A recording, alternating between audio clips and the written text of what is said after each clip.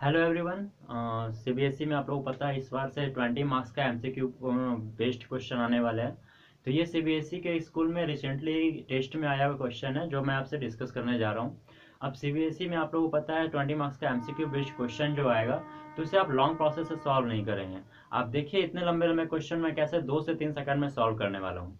इस क्वेश्चन को देखिएगा तो दे रखा है सरफेस एरिया है 2 स्फेयर्स का जो 16:9 में रेशियो दे रखा है। अब आपसे पूछ रहा है वॉल्यूम का रेशियो क्या होगा। तो आपको पता है एरिया हमेशा स्क्वायर में होता है, वॉल्यूम हमेशा क्यूब में होता है। तो आप देखेंगे कि अगर इस लास्ट डे देखते हैं तो ये देखते हैं हमारा ऑड नंबर का स्क्वायर है सरफेस एरिया, तो वॉल्यूम भी क्या होगा, ऑड नंबर का क्यूब होगा। ऑप्शन से देखते हैं, यहाँ पे दिखा ऑड नंबर और ऑड नंबर का क्यूब ये दिख रहा है आपको। आपको पता है 3 का क्यूब होता है 27। बस एक लाइन देखा और आंसर आपका आ गया, दिस इज योर आंसर। कोई फॉर्मूला नहीं लगाया, कोई कैलकुलेशन नहीं है इसमें, सिर्फ एक सिंपल सा लॉजिक कि एरिया हमेशा स्क्वायर में होता है, वॉल्यूम हमेशा क्यूब में होता है। बस उसी लॉजिक पे मैंने काम किया और आपको दिख गया कि ये स्क्वायर में दिख रहा है, ये 3 का स्क्वायर आप देख सकते हैं कि 9 है। ये ऑड नंबर का स्क्वायर दिखा मुझे यहाँ ऑप्शन में दिखा, तो यहाँ दिखा कि ऑड नंबर का क्यूब सिर्फ यहाँ पे दिखाई दे रहा है। ये भी एक क्यूब है, ये 4 का क्यूब है, बट ये इवन नंबर का क्यूब है, तो ये तो ऑप्शन में होगा नहीं। ये किसी नंबर का क्यूब नहीं है 3, और 4 भी किसी नंबर का क्यूब नहीं है। तो सिर्फ ऑप्शन में मैंने स्क्वायर का क्यूब और स्क्वायर का और वॉल्यूम स्क्वायर और क्यूब के हिसाब से मैंने इस क्वेश्चन को आंसर कर दिया। तो इससे आप एग्जाम में काफी समय बचा सकते हैं। नेक्स्ट क्वेश्चन, सेकंड क्वेश्चन को देखते हैं। The volume of 2 spheres are in the ratio. 2 sphere का वॉल्यूम कितना दे रखा है 27:8। The ratio of their curve surface area is. अब कर्व सरफेस एरिया निकालना है, तो इसमें भी मैं कोई फॉर्मूला नहीं लगाने वाला हूँ, कोई कैलकुलेशन नहीं होने वाला है। पता है वॉल्यूम क्यूब में होता है, मैंने देखा कि यहाँ 27 और 8 भी क्यूब है। किसका क्यूब है, ये 3 का क्यूब है, ये 2 का क्यूब है।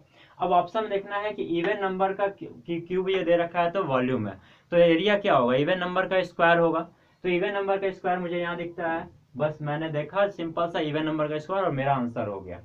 अब इस क्वेश्चन को अगर आप एग्जाम में बनाने जाएंगे तो आपका कितना लंबा टाइम जाएगा वो आप देखिए। यहाँ पे आप पहले 4/3 पाई कैपिटल आर का cube by 4/3 pi small R का क्यूब करेंगे, फिर यहाँ से आप 27:8 करेंगे।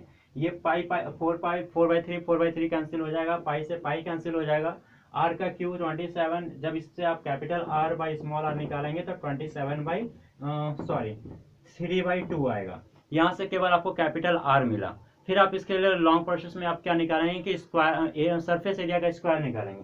उसके लिए फिर अगेन आप फॉर्मूला आएंगे 4 pi r² capital R square by 4 pi small R square. अब यहाँ से आप निकालेंगे, 4 से 4 कट जाएगा, पाई से पाई कट जाएगा। कैपिटल आर आपका देखते हैं यहाँ पे 3 है और स्मॉल आर 2 है।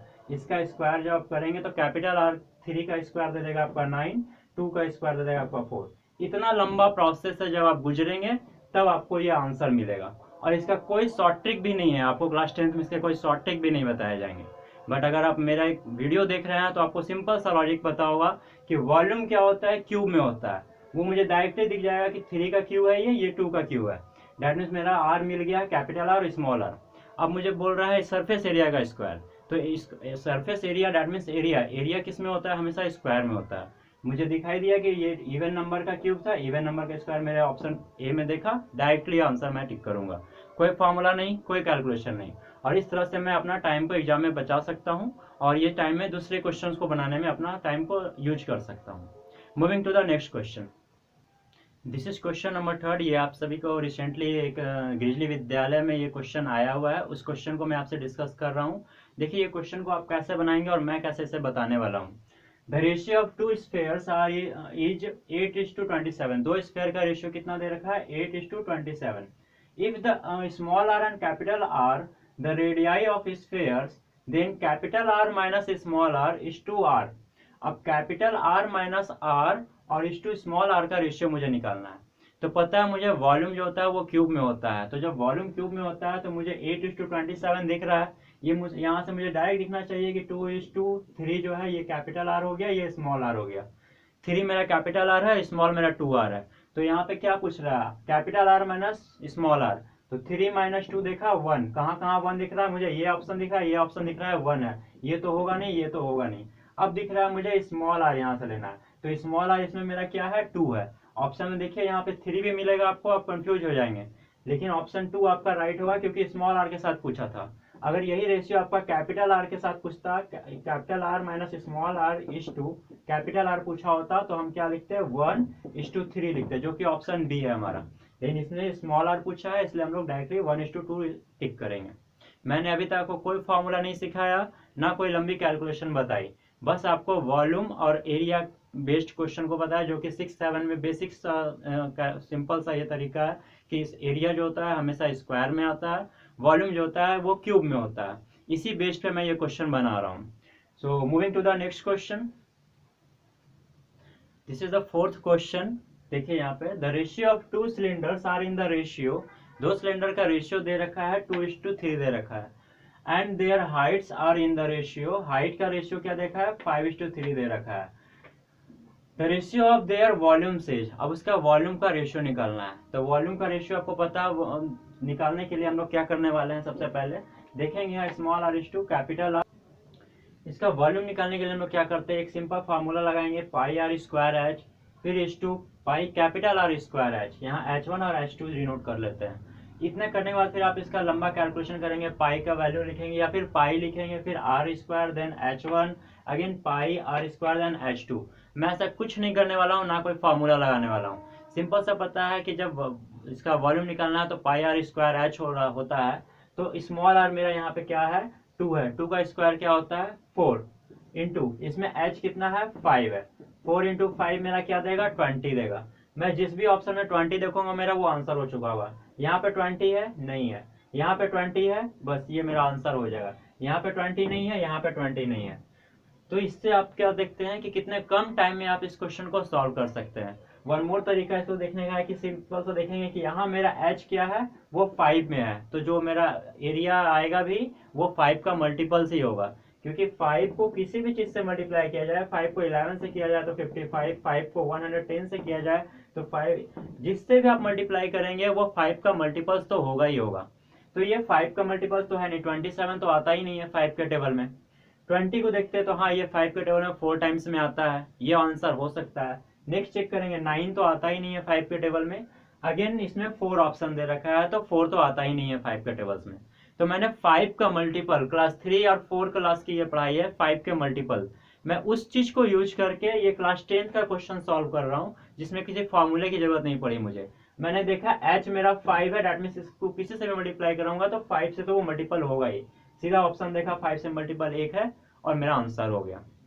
बिना कोई फॉर्मूला यूज किए हुए आप क्वेश्चन को ऐसे बना सकते हैं। अगर आपको मेरा चैनल अच्छा लग रहा है तो प्लीज़ मेरे चैनल को सब्सक्राइब कीजिए, शेयर कीजिए। और 25 दिसंबर से मैं ऑलमोस्ट 1 वीक के लिए फ्री रहूँगा, और मेरी कोशिश रहेगी कि पूरा क्लास 10th का NCERT, RS अग्रवाल और RD शर्मा, ये 3 बुक से कंबाइन जितना भी इम्पोर्टेंट क्वेश्चन जो एग्जाम में मोस्ट प्रोबेबल हैं, जो आ सकते हैं, और मेरा मैं 2015 से इवन होम ट्यूशन पढ़ा रहा हूँ, तो मेरा जितना भी एक्सपीरियंस रहा है कि जो जो क्वेश्चंस एक्सपेक्टेड है आ सकते हैं एग्जाम में, उन सारे क्वेश्चंस के वीडियो मैं आपको अपलोड करूंगा। और 7 से 8 डेज में ऑलमोस्ट 10th क्लास का 70 to 80% जो क्वेश्चन आ सकते हैं आपके एग्जाम में, मैं उस क्वेश्चन को डिस्कस करने वाला हूँ विद डिफरेंट तरीका से, जो कि आपको एग्जाम में अगर MCQ फॉर्मेट में आया तो विद इन सेकेंड वो क्वेश्चन आपसे बनना चाहिए, और अगर लॉन्ग फॉर्म में आया तो उस क्वेश्चन का प्रैक्टिस आप मेरे वीडियो के थ्रू आप कर सकते हैं। सो आई होप आपको मेरा वीडियो अच्छा लग रहा होगा। मूविंग ऑन,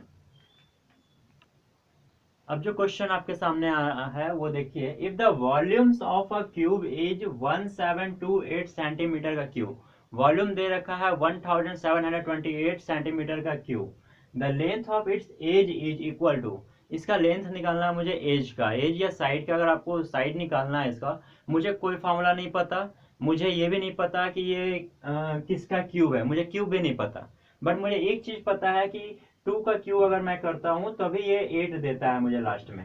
मैंने यूनिट डिजिट पे काम किया, यूनिट डिजिट आप +1 2 में पढ़े होंगे, यूनिट डिजिट पे मैं आपको काम करवा रहा हूँ। इसका लास्ट डिजिट देखता हूँ, ये किसका क्यूब दिख रहा है मुझे, ये 2 का क्यूब दिख रहा है, डेट में उसका साइड जो होगा उसका लास्ट डिजिट तो 2 होना चाहिए। इसमें तो ये तो सिंगल डिजिट का है, इसमें तो 2 है ही नहीं, ये डबल डिजिट का नंबर है लेकिन इसके लास्ट में 2 है, ये मेरा आंसर हो सकता है। लेकिन और भी ऑप्शन चेक करते हैं, यहाँ पे दिखता है, यहाँ पे 2 दिख नहीं रहा है और यहाँ पे भी 2 दिख नहीं रहा है। मैंने सिर्फ यूनिट डिजिट पे काम किया बिना कोई फॉर्मूला यूज किए, बस मुझे ये दिखाई दिया कि ये 2 का क्यूब है, दैट मीन्स यहाँ पे भी 2 है, 2 का क्यूब होगा। अगर आपको याद है कि 12 का क्यूब अगर 1728 होता है तब तो आप इजीली निकाल सकते हैं कि इसका साइड जो होगा वो 12 होगा या एज जो होगा वो 12 होगा। लेकिन मुझे वो भी नहीं पता कैलकुलेशन कि 12 का क्यूब 1728 होता है, तो मैं एग्जाम में क्या करूंगा, क्योंकि हो सकता है 1728 काफी इजी हो, लेकिन वो अगर 48 58 के नंबर में दे दे तो उतना तो किसी को क्यूब याद भी नहीं रहता है। तो मैं यूनिट डिजिट जो क्लास 1 2 3 4 में पढ़ते हैं आप लोग, यूनिट डिजिट का कॉन्सेप्ट यूज किया हूँ यहाँ पे। मैंने देखा 2 का क्यूब दे रखा है 28 है, ऑप्शन में सिर्फ जिसमें लास्ट एज मेरा 2 दिखा वो मेरा आंसर हो गया। तो इस तरह से आप एमसीक्यू को क्लास जब आपके एग्जाम में आए तो इस तरह से आप कॉन्सेप्ट को यूज कीजिए, और इसके साथ आपका टाइम का सेविंग होगा, क्योंकि इस बार पता है आप लोगों को होल सिलेबस 100% बुक का कंटेंट आने वाला है एग्जाम में। इससे पहले होता था कि ऐसे 1 में जो पढ़ लिया उसको भूल भी गए तो कोई बात नहीं है, ऐसे 2 का पोर्शन ही पूछा जाएगा बोर्ड एग्जाम में। बट इस बार पहली बार ऐसा हो रहा है, और इवन हमारे टाइम का ये कॉन्सेप्ट यूज हो रहा है जो 2009-10 में होया करता था, 100% सिलेबस आते थे, और इस बार पहली बार ऑलमोस्ट कोरोना पीरियड के बाद अगर ऐसा हो रहा है तो बहुत टफेस्ट एग्जाम होने वाला है आप लोगों के बैच के लिए। स्पेशली नेक्स्ट बैच के लिए तो वो हैबिचुअल हो जाएंगे, क्वेश्चन बहुत सारे उनको मिल चुके होंगे, बट इस समय आपके लिए काफ़ी क्रिटिकल समय है। तो कॉन्सेप्ट को काफ़ी कितना कम कितना अच्छा कॉन्सेप्ट आप बिल्ड कर सकते हैं, कॉन्सेप्ट अगर पकड़ है तभी वहाँ अननोन क्वेश्चंस भी अगर आते हैं तो उसे आप टैकल कर सकते हैं। और उसको अननोन क्वेश्चन को टैकल करने के लिए आपके पास समय होना चाहिए, क्योंकि फार्मूला सभी को पता होता है, प्रैक्टिस सभी लोगों ने किया होता है। तो इसके लिए टाइम सेविंग कॉन्सेप्ट आना चाहिए, जो कि आप ऐसे ट्रिक को यूज करके आप टाइम सेविंग कर सकते हैं। इसके साथ ही साथ ये कॉन्सेप्ट सिर्फ यहाँ काम नहीं आने वाला है, अगर आप ओलंपियाड एग्जाम भी दे रहे हैं तो ये विद इन सेकेंड आप सॉल्व करने का ये बेस्ट ऑप्शन होता है, या फिर किसी कॉम्पिटेटिव एग्जाम्स में आप बैठते हैं तो भी ये कॉन्सेप्ट आपका वहाँ पे काफ़ी ज़्यादा यूजफुल होने वाला है। आई होप आपको ये मेरा कंटेंट पसंद आया होगा। अगर आपको ये मेरा कंटेंट पसंद आया है, अगर आप चाहते हैं कि मैं और वीडियो अपलोड करूं तो मेरे चैनल को सब्सक्राइब कीजिए, शेयर कीजिए। और इसके बाद जो मैं आपको देने वाला कॉन्सेप्ट वो ज्योमेट्री सेक्शन से देने वाला हूं, क्योंकि ज्योमेट्री कहा जाता है कि बहुत टफ क्वेश्चन होता है, वो सेक्शन ही काफ़ी डिफिकल्ट होता है। बट जब मैं आपको ये 2 से 3 सेकंड में सॉल्यूशन देने लगूंगा ज्योमेट्री में, तो आपको भी विश्वास हो जाएगा कि ज्योमेट्री सेक्शन बहुत ज़्यादा टफ नहीं होता है। So thank you for watching my video. Have a good day.